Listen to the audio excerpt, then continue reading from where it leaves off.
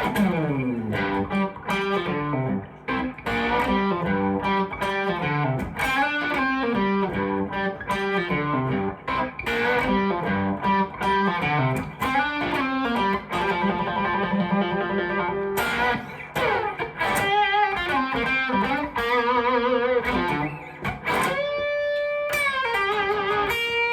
said, put it aside, throw it in the river, don't come crawling back. This ain't no house for sinners. The river feeds the delta. Soon you're out to sea. You're drowning or you're on your back. Wishing you were home with me. Now you got a son, and you can't run and hide. We'll pick you up at night. When you see a chill line, they'll hang you on that killer line. Hang you on that killer line, yeah. Hang you on that killer line. Hang you on that killer line, yeah.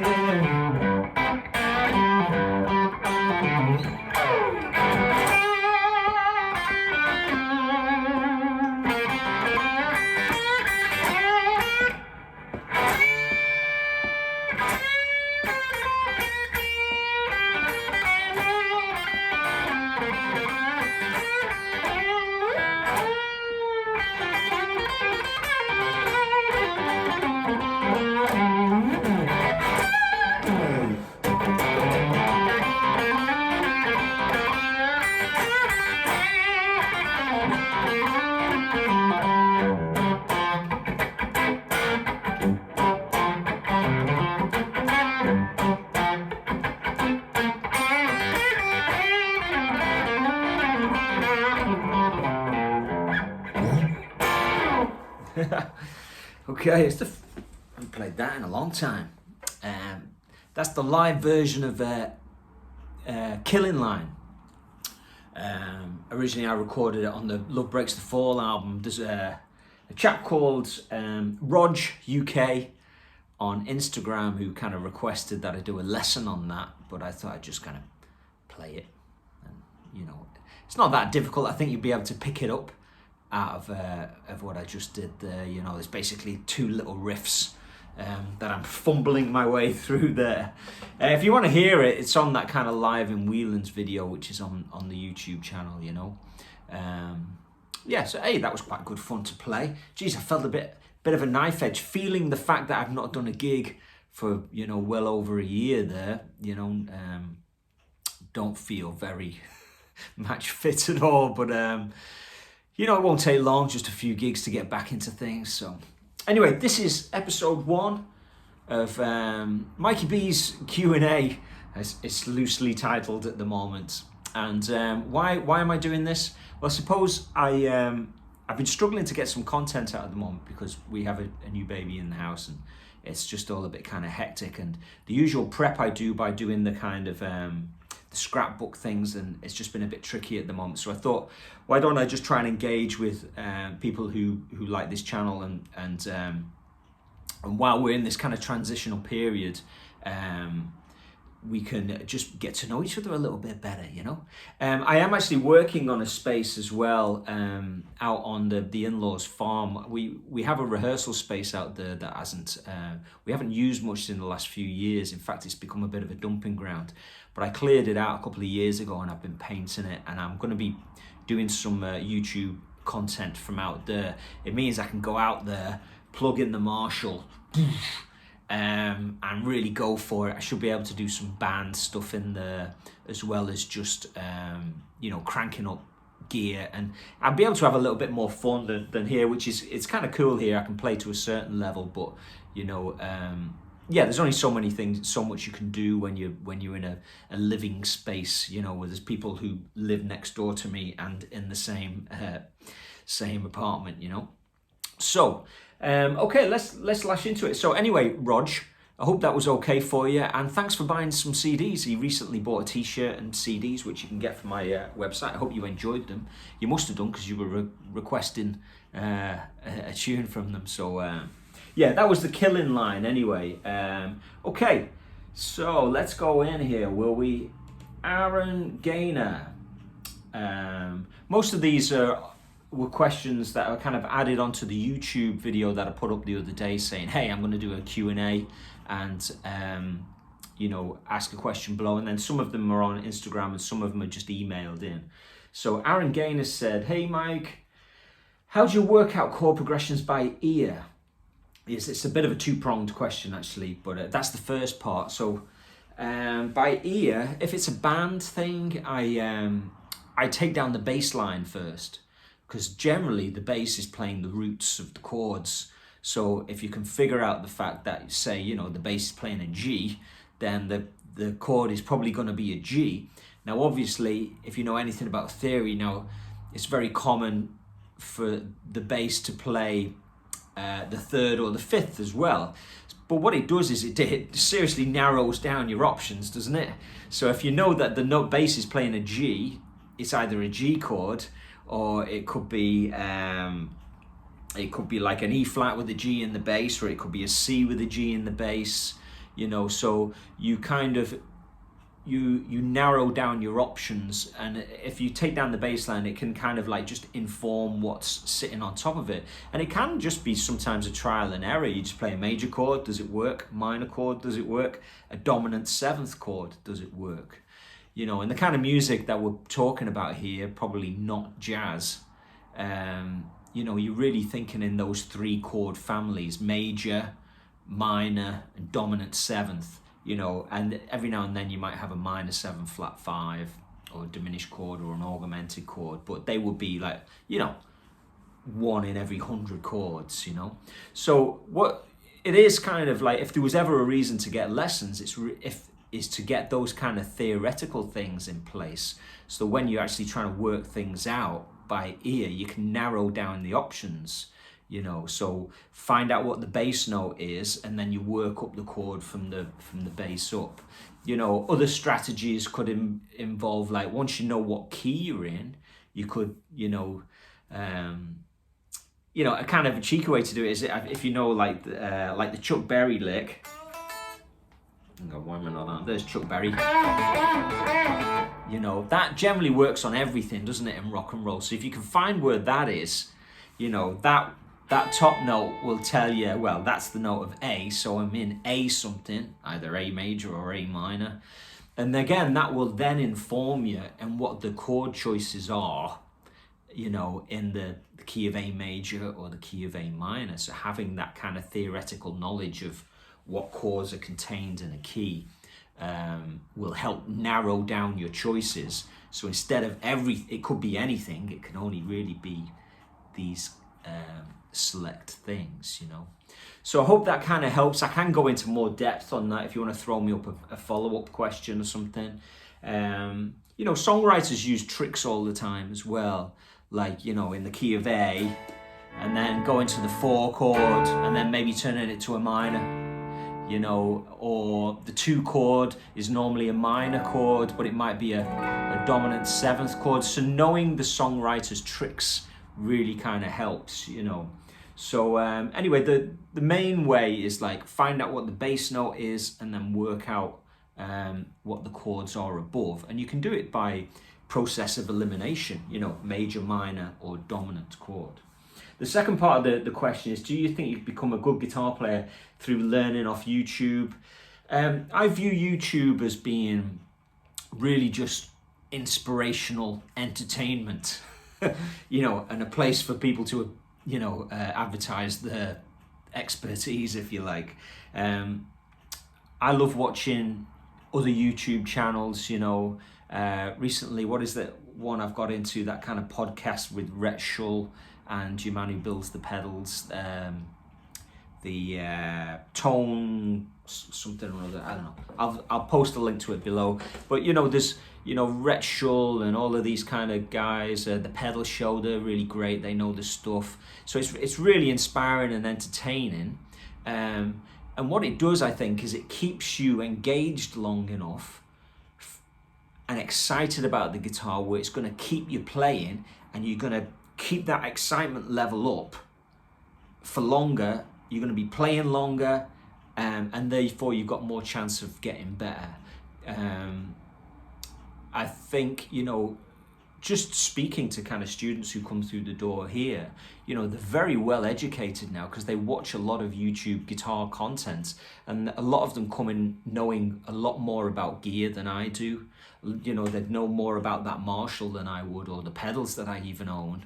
You know, they might not have the practical experience of how to make it work on a gig, and there is kind of cliched information that I hear people kind of say, where it's not really their opinion, it's kind of like the opinion of a YouTuber, because there are certain things that do come out quite frequently. But I think it's all good, really. You know, I do like a lot of the content that's kind of put up, and I do think it can help you maintain that excitement level, which will keep you going to the guitar long enough. But the main thing that keeps you, which will make you good at the guitar, is practicing. And YouTube can't practice for you, but it can inspire you to practice. So thinking about that question, there's a lot you can get off YouTube, but there's no structured plan really there, is there? That you need somebody, you know, to kind of help give you the information in the right order, or give you advice on saying, hey, you know, that's all great, but you don't really need those diminished scales now, and you don't really need that Lydian chromatic kind of concept now. You just get, you know, going back to what the other question was about chord progressions by ear, you know, do you know what chords are in the key of D flat? You know, do you know what chords are in the key of G? And if you don't know that, you don't really need to be going any deeper into kind of harmony. So really getting the information in the right order, and that's where YouTube can kind of come a cropper a little bit, because it's a bit disorganized. But there are people teaching on YouTube who are organized enough to help you if you contact them, I'm sure. So again, I hope that kind of helps. Can you become a good guitar player through YouTube? It can inspire you to be a good guitar player. It can help push you down that road for longer, because it's all time in the saddle, isn't it? The more time you're in the saddle, the better rider you're going to be, you know. And it's the same if you're going to be inspired to get that guitar in your hands. So Donna Caddo, he's actually a student based in the UK, asks, what model parts is in your Strat? So I presume he's talking about this one. This is a Warmoth Strat. I bought the body and the neck from Warmoth for my 40th birthday. Actually, it was a present, you know, from my wife. She was like, "What do you want for your 40th?" And it was like, "Guitar, please." You know, that's it's always going to be the one, isn't it? So I got this. I actually printed off. I went into Warmoth to have a look at my specs, because I couldn't actually remember what the specs are, especially the neck, because the next, I just bought a really light Strat Alder body, because I know that's what, you know, the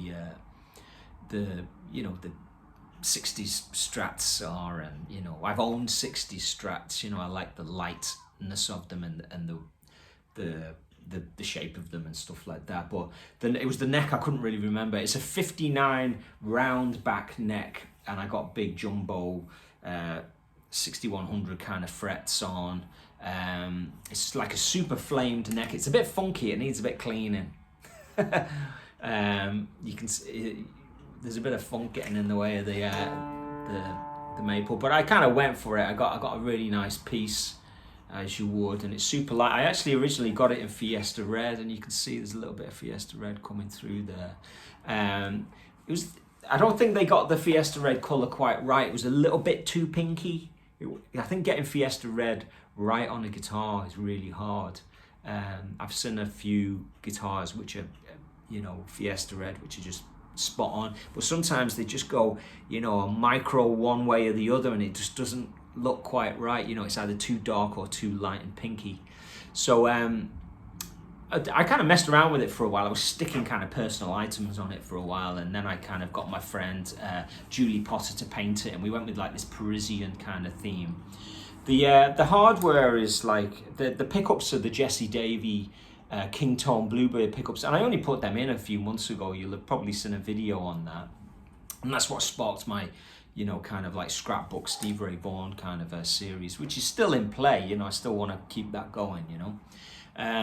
What else is there on there? It's got kind of vintage tuners on it. I don't think did I originally? Yeah, these came off a Telecaster. I didn't buy these. I thought I'd pick some up when I got the parts, and then I found 5 of the 6 in a drawer, but one of them was missing. And then I found, actually, the guy John Moriarty of Archtop Guitars, he put it together for me. Did a great job setting it up. He had a spare one, which is it's like not the vintage ones where you put in. It's kind of still vintage style, but you wrap around. So weirdly, it's like 5 vintage slot-in ones, and then the end one is a wraparound.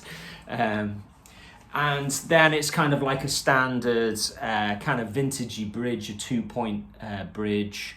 But what's nice about it, it's light and it's kind of resonant and it's different, and it feels like a personal guitar, you know. So that's pretty much it, you know. Need to change the strings and give that fretboard a bit of a polish up, I think. You know, I always thought I should put something here, but I don't really know what to put. Okay, let's march on there. The finish is vintage tint satin nitro. So, you know, I think at the time as well, I might have kind of got a bit of fine sandpaper and just sanded it down a little bit to take a little bit of the sheeniness of it. But yeah, I really like this guitar. It was a success of a project. A bit of an experiment. Didn't know if it was going to work or not, but it did. Okay, let's go on to a couple of more questions here. How do you get out of a pentatonic rut, says Brooks Reed. I've watched countless videos and read so many articles on how to get out of one, but it doesn't really connect with me. Is there anything you'd recommend for a beginner, lower level, intermediate player? If you hear me reading, by the way, and I stumble like I'm kind of drunk or something, it's like I'm really dyslexic and terrible at reading. So, which is kind of an interesting thing, you know. I don't know if any famous guitar players have the dyslexic thing, you know. I'd be interested to kind of check it out. But anyway, so how do you get out of a pentatonic rut? Weirdly, I've never really suffered from pentatonic ruts that much. Mainly because I studied with Charlie Bonacos for 9 years. If you've never heard of Charlie Bonacos, maybe just Google him. He was like a great jazz pedagogist, if I don't know, like teacher, and he taught guys like Mike Stern and I don't know, Jeff Berlin. They're two kind of like quite well-known jazzers, and you know, a highly respected jazz teacher. And I studied with him via correspondence from about 2000 or 2001 until his death around about 2009, 2010. And he would give you permutations of things. So whenever you get in a rut with a scale or something like that, you can always just come up with a permutation of a pentatonic. So if you take, say, like the A pentatonic, like this, and you give each note a number, 1, 2, 3, 4, 5, 6, maybe go with the octave as well. So you could go 1, 2, 3, 4, 5, 6, and then you could say, well, why don't I go 1, 5, 4, 3, 2? And I'm basically just switching the numbers around, aren't I? Why don't I go 1, 2, 3, 5, 4 or something? So 1, 2, 3, 5, 4, 6.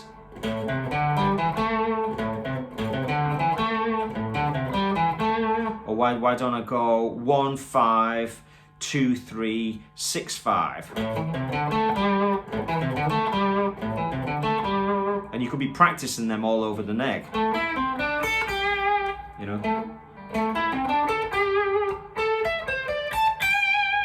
And you come up with these really melodic kind of phrases. So that's one way, is create permutations. So you just line up a pentatonic, minor pentatonic, and just give each note a number. 1 2 3 4 5 6. And then how many different ways can you write out, you know, those numbers? You can write 1 2 3 4 5 6, 1 6 5 4 3 2.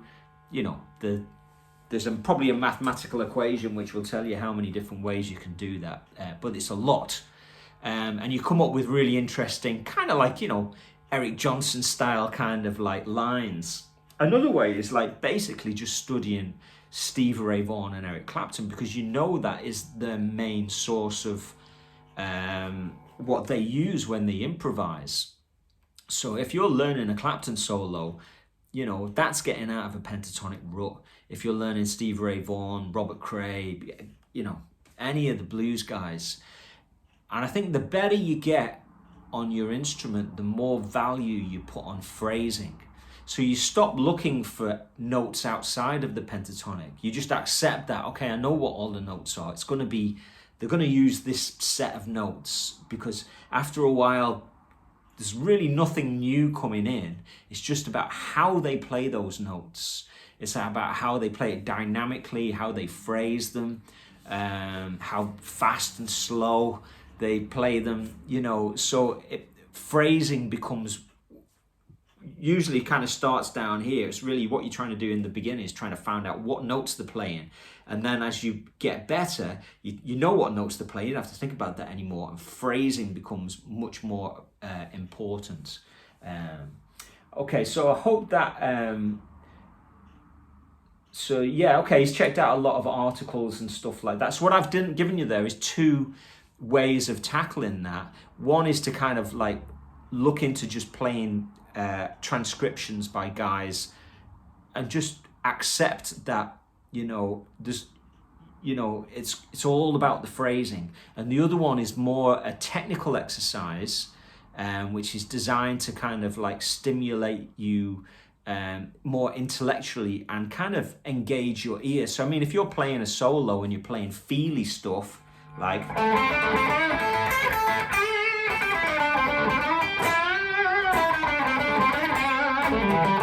and then you play a more of a technical line,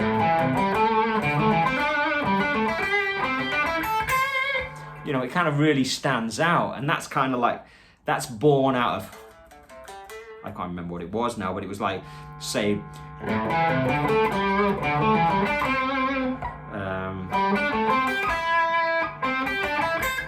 say that was it. Yeah, I don't think it was, but that was like the permutation 1 5 2 3 6 5. Well, that'd be 4 actually, wouldn't it? 1 4 2 3 6 5. You know.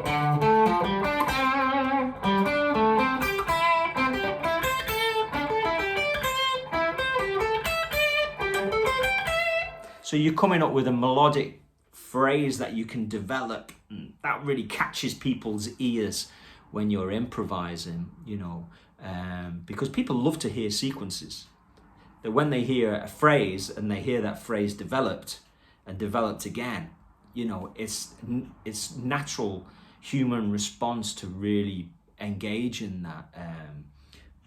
People love sequences. So if you can develop sequences within your solos, it can be a really good thing to do. Okay, Jack Muller says, what advice for guys who can't hear when the guitar is playing behind the beat?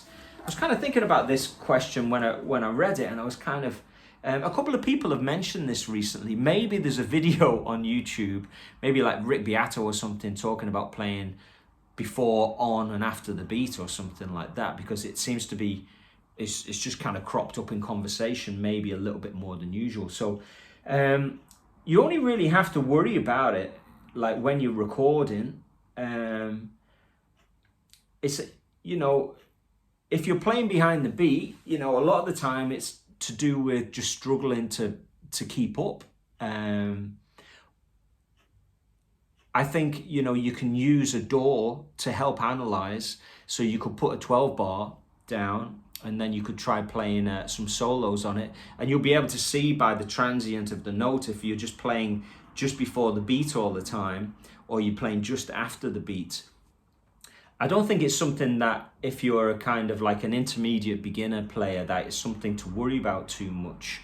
You know, I think if you were behind the beat, on top of the beat, or somebody who plays slightly after the beat, I think that comes down to really super fine feel things that you kind of hear in drummers, and it becomes kind of like a production thing. Or I don't think it's something you need to worry about too much, because I don't worry about it too much. Sometimes I worry about speeding up or worry about kind of maybe playing a little bit too fast, but I think being slightly behind the beat or something like that, I wouldn't say it's anything really to kind of worry about in the beginners to intermediate. Now, if you're an advanced player and you're doing sessions and people are commenting on it, then it's probably really perceivable, and it's probably something that you need to kind of address by, you know, practicing with a metronome, or just analyzing your own playing in a draw by looking at the transients,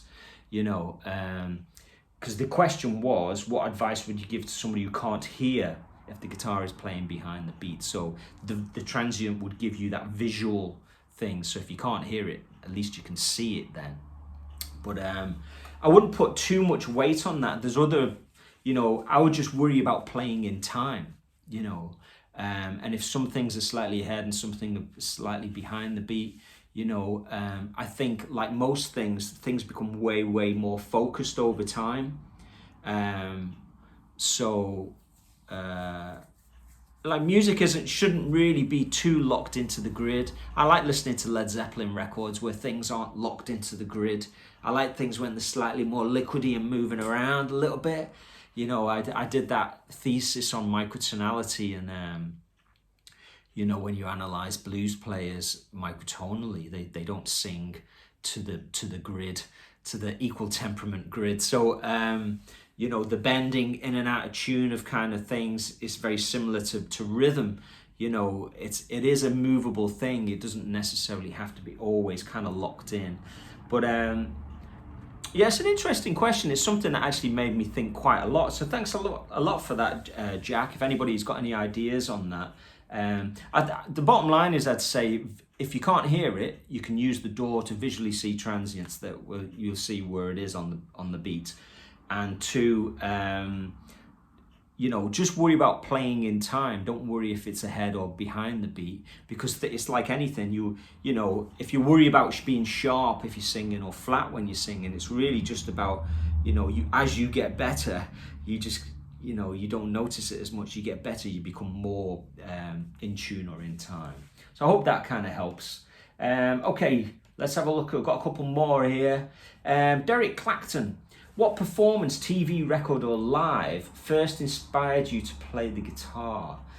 Like my dad's was always playing kind of, you know, Clapton, Dire Straits, classic rock, you know. So, you know, I think, you know, hearing kind of Mark Knopfler and kind of Clapton play, watching videos of those guys, I think that was a big influence on me. You know, I've said before about that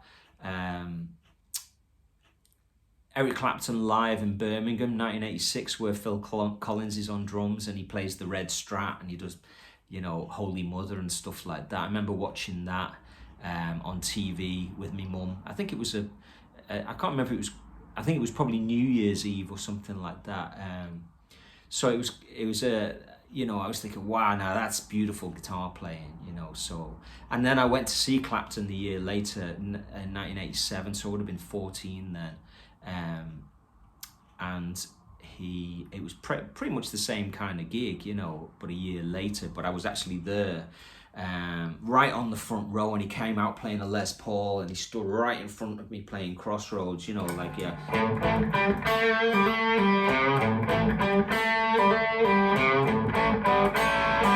You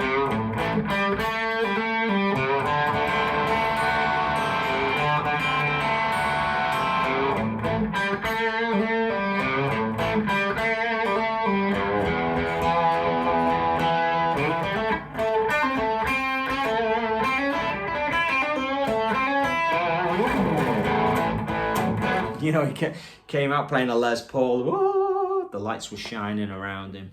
I was like, yeah, that's for me. That.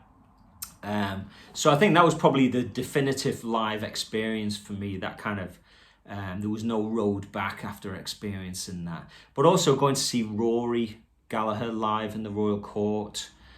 Going to things like the Burnley Blues Festival when I was a teenager. I think I went to the first ever edition of that, and you know, you got to see all kinds of like great piano players and guitar players, and Otis Grand and the Dance Kings, and you know, Fenton Robinson, and you know, some really kind of cool guitar players and stuff. So I would say though, the Eric Clapton, the first big NEC kind of gig, I've seen him a lot of times since then in the Albert Hall, and not recently in the Albert Hall, in the early 90s I saw him in the Albert Hall. I'd like to see him again, but it's kind of tough to get tickets, isn't it? It's all very corporate and that. Okay, Mike Stern, oh, not Mike Stern, Pete Stern. Thanks for your support, Pete. Pete's always commenting. So really appreciate your support.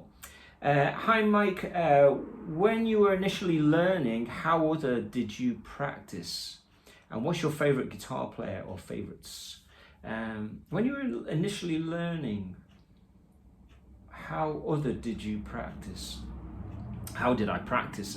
I presume you're saying, how did I practice when I first started playing? Well, I mean, I got a Strat copy, a white Strat copy off my granddad's, a guy who worked with my granddad in a butcher's shop. And he was a great guitar player, actually. I used to go and see his band. And I tried fumbling through that for a while, and then I got some lessons off a guy in Southport called Trevor Jones. And if you're in Liverpool or Southport, you know, he's still teaching guitar, I think.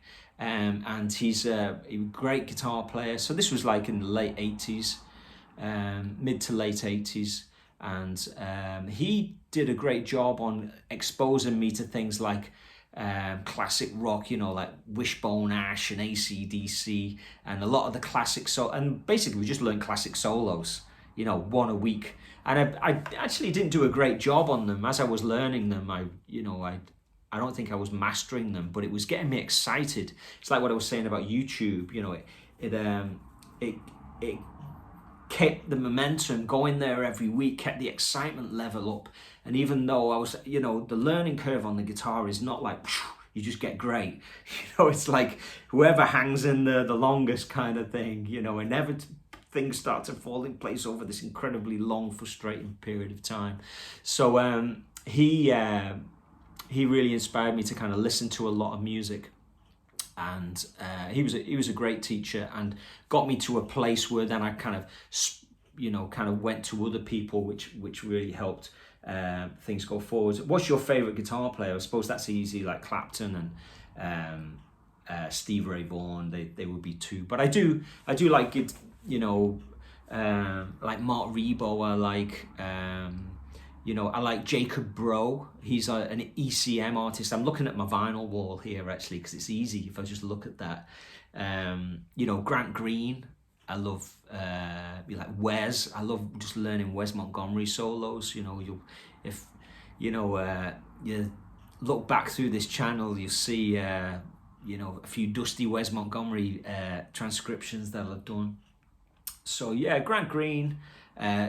Within modern guitar players, like there's a guy called Martin Hain, German guy. He did quite a good album there. Let me see what it's called. Electric Intervals. Martin Hain. That was a good album, but not blues or anything. It's kind of more contemporary guitar. Jacob Bro is kind of like an ECM, kind of quite ambient. It's jazz, but it's not jazz. But at the heart of everything, it's kind of like that Clapton style, but I come from a bit of a rockabilly kind of influence as well. So like the Brian Setzers and things like that are definitely important when it comes to my style of playing. Just hold that thought. I have to let my son in, who's at the front door. Hang on a sec.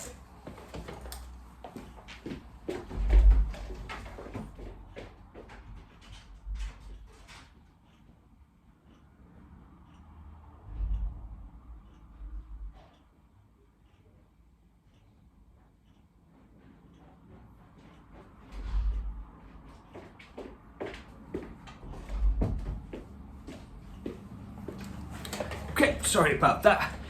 Yeah, he's just back from school. Guitar players, yeah. So in the kind of classic blues world, you know, obviously Gary Clark Jr., he's like a really great guitar player that I like. When it comes to like modern blues players, there's not a lot that really gets me super excited any more than the old stuff. I still fall back into the Claptons and the Stevie Ray Vaughans, even though there's so many amazing players. You know, I still kind of fall into I'll go back and listen to a Rory or a Hendrix or a Cream record over a newer record. I do check them out, but I do find that maybe it's something to do with the production values of modern records, that the way that they're made, they have a different kind of feel to them. But I don't want to kind of be dissing anyone. I mean, I make records, and I've just made a new one, and you could probably say the same about that, you know. But it's not the 60s, is it? You make music a different way now, just out of necessity as well, especially during COVID and all that kind of stuff. So yeah, Mark Rebo.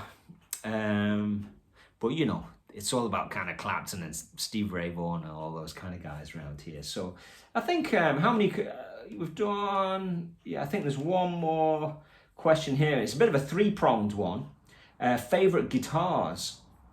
Okay, yeah, this is kind of like a three-pronged thing by Paul Phantom, who is an Irish student actually, but he lives in Portugal. Favorite guitars, like, it's kind of hard to pick my favorite guitars now, because I've managed to kind of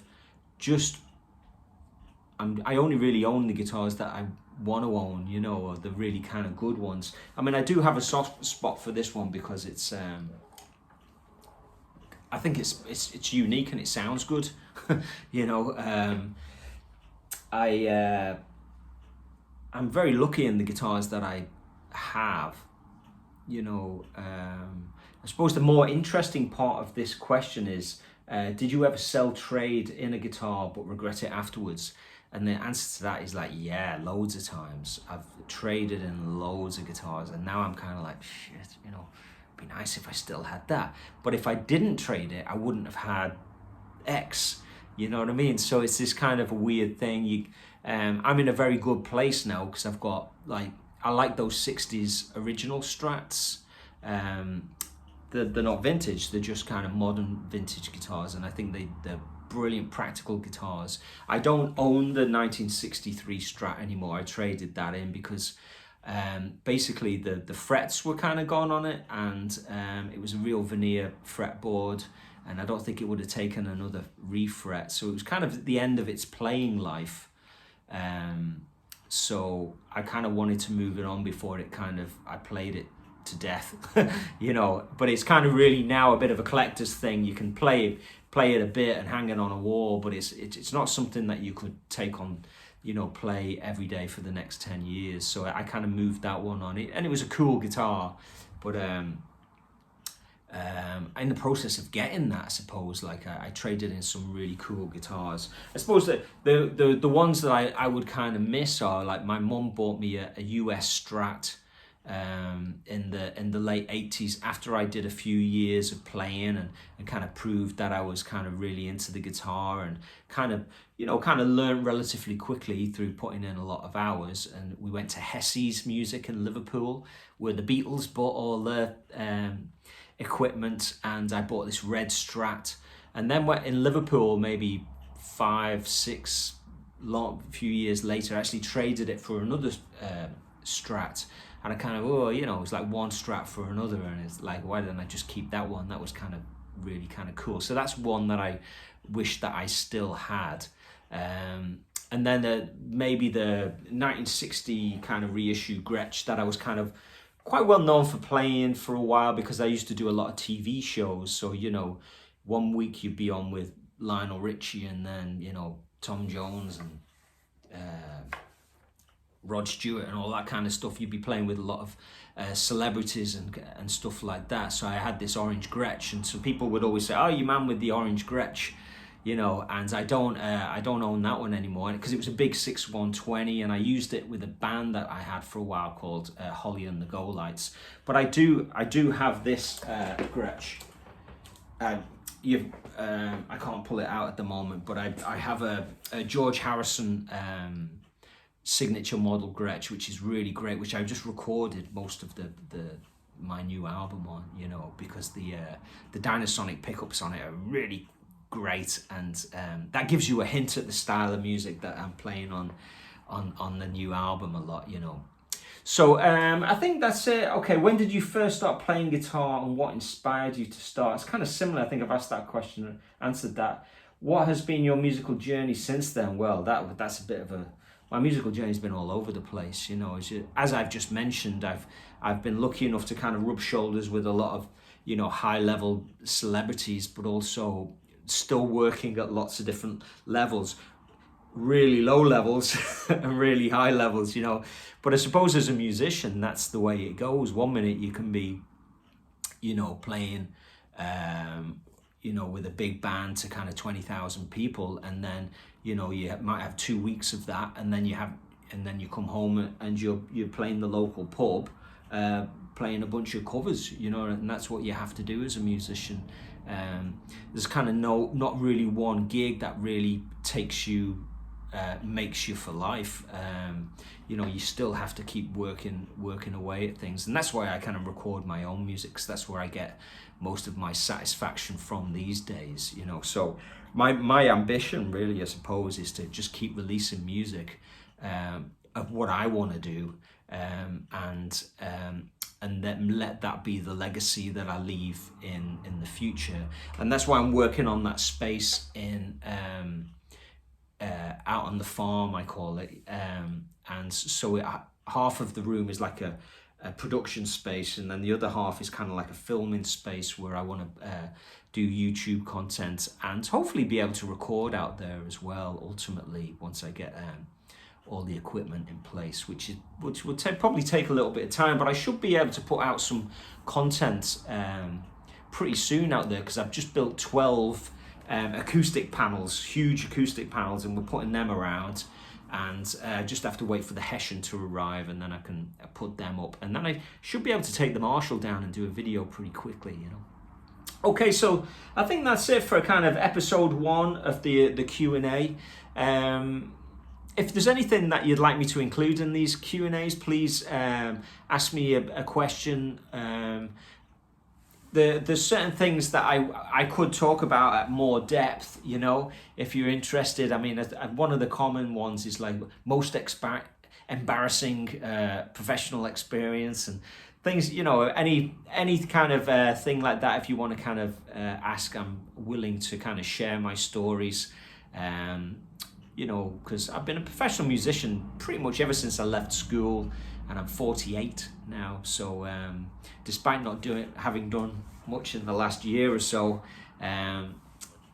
managed to make it through and keep feeding the kids and stuff like that. So anyway, keep it burning, and I'll speak to you very soon, and I hope you ask some questions below and subscribe, and I'll see you soon.